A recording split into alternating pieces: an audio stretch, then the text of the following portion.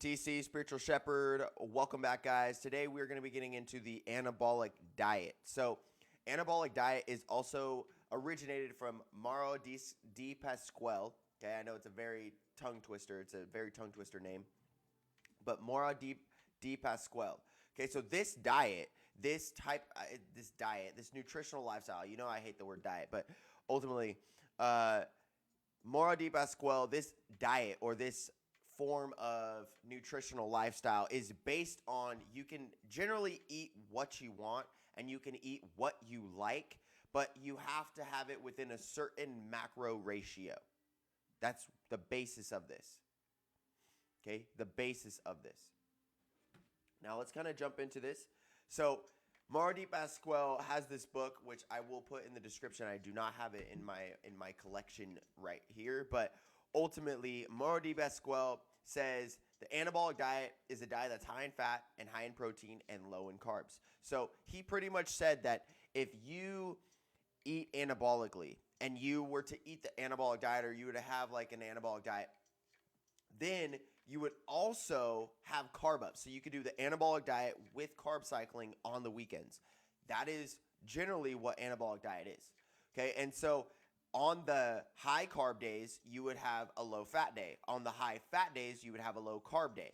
Okay, because those are the energy consumptions. Okay, so that is one big thing that you guys must see. When you have a high carb day, you have a low fat day. When you have a high fat day, you have a low carb day. Okay, that's it. And then protein stays the same, 1.2 times the body mass, the muscle mass that you want to be. Not the body weight you want to be, but the muscle mass you want to be.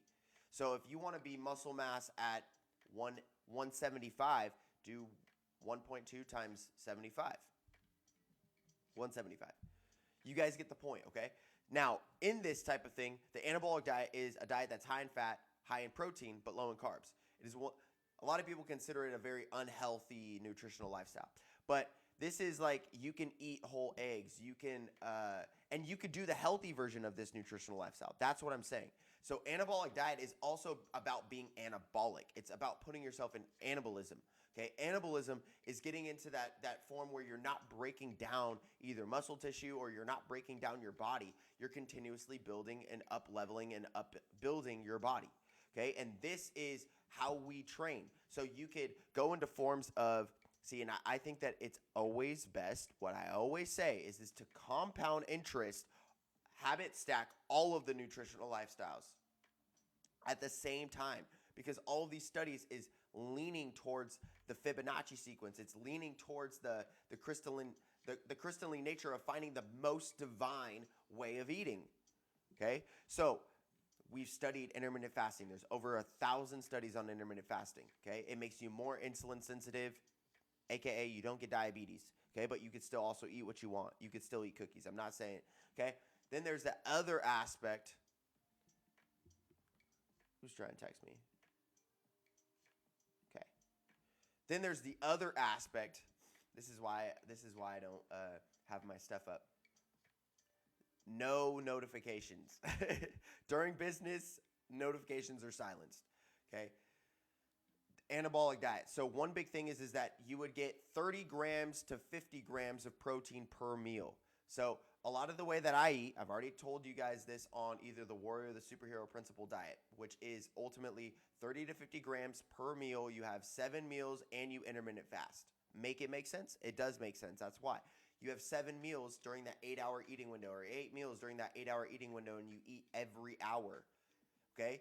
Yeah, you're going to eat significantly smaller, but you will get your protein. So you get 20 to 30 grams of protein, 20 to 30 grams of protein, or 30 to 50 grams of protein, 30 to 50 grams of protein, 30 to 50 grams, and you continuously do that for 8 meals. You are going to not only hit all of your entire markers, okay, but there's so many powerful things on this. These shakes, you guys can't see them. They're just slightly out of frame, but they have 42 grams of protein. So I'll have 40, have the other one in the fridge, drink that an hour later. 40, drink something an hour later, okay? Or eat something an hour later, and you can prolong your fast, okay? So a lot of what I do is I do a 16-hour fast, 8-hour eating window. 16-hour fast, 8-hour eating window, okay? somewhere in there, I'm sleeping 6 hours. So about 10 hours of that is just conscious fasting. Okay. And you could really make that easy. You could really, really make that easy because that's just 5 hours and 5 hours if that middle marker is 6 hours of sleep. Okay. Now, here's one big thing. During this warrior aspect in the anabolic diet, you would have mostly high fat and high carbs. I would even say moderate fat or moderate to still low fat. I lean more towards that Jerry Ward lifestyle where it's like you want to have as little fat as possible, a little dietary fat as possible, which is external fat, which is what you're eating from food.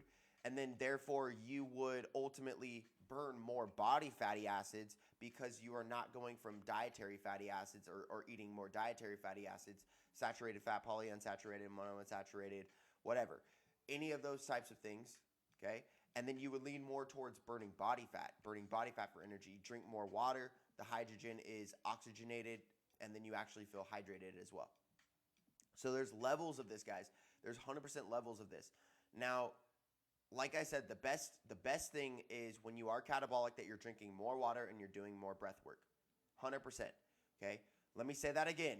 For the people who are doing intermittent fasting, the best thing that you must be doing during those fasts is drinking lots and lots and lots of water and doing lots and lots and lots of breath work.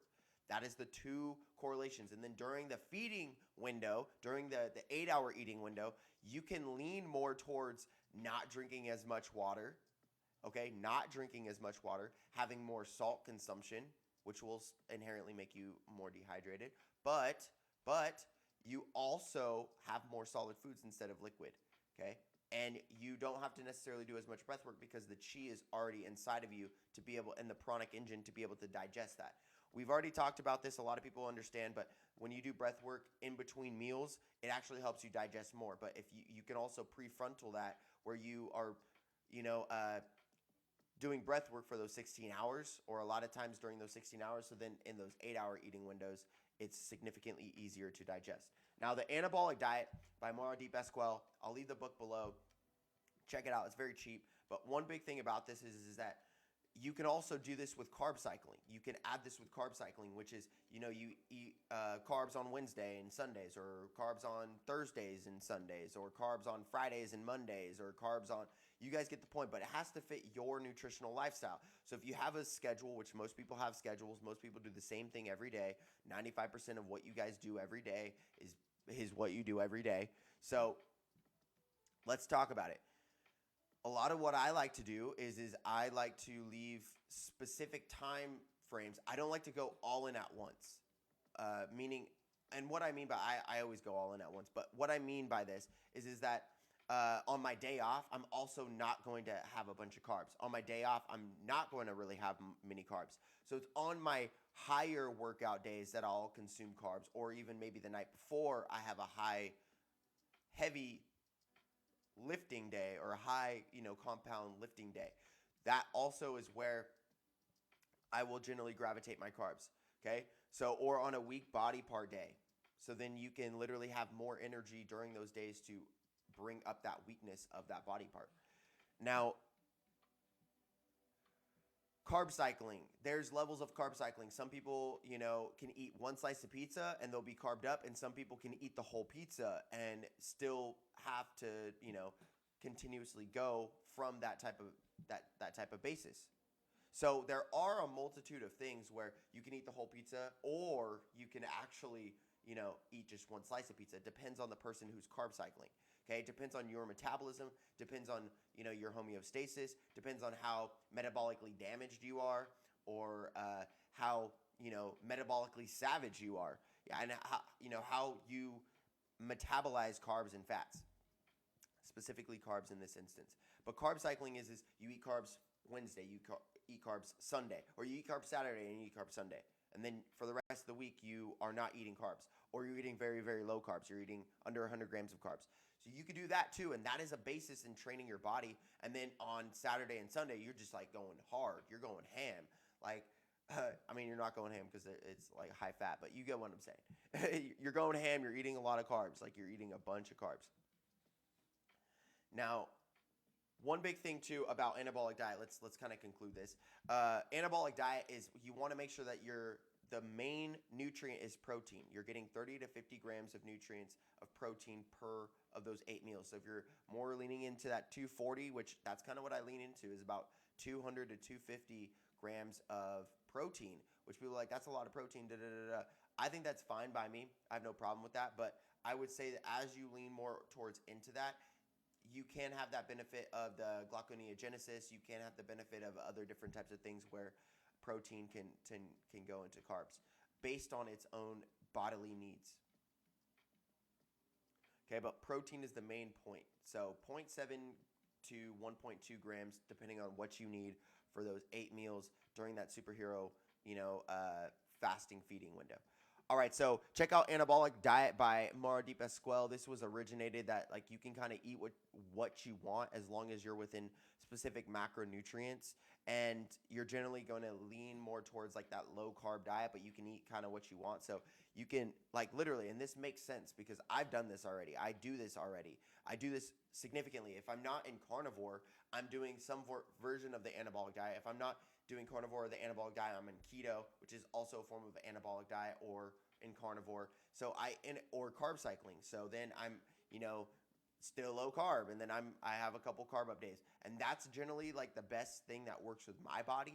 And I've realized that as I prolong my first meal, that tightens me up catabolically, and then that feeding window is the best thing that I love to do. So I'm pushing my first meal back as long as I possibly can for